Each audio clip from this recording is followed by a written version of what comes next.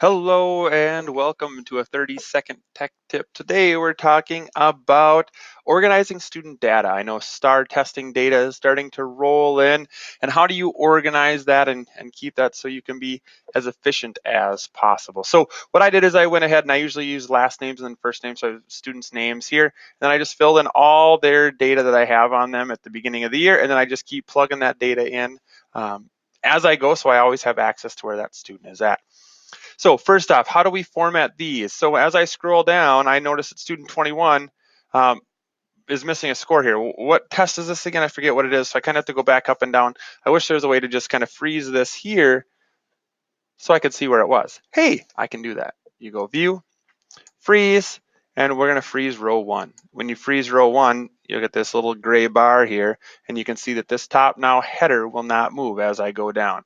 It's really handy as I get knee deep in my data here.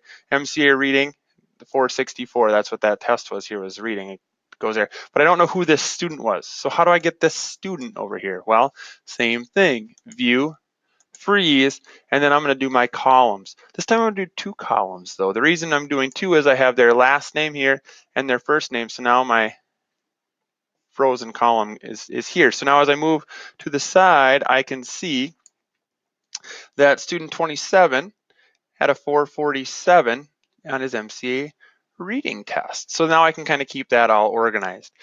There's no secret trick to putting the data into the tables that I all had to enter all in manually, but once it's in, I have this as a nice reference, and everything is organized for me. How do I make it colors? Well, that's happening in our next video, so please stay tuned. Right now we're talking about view, freeze, and either two rows at the top or columns, one or two columns, and you can always do more here too, but really you shouldn't need to. So freeze those headers on your data sheets. Thank you.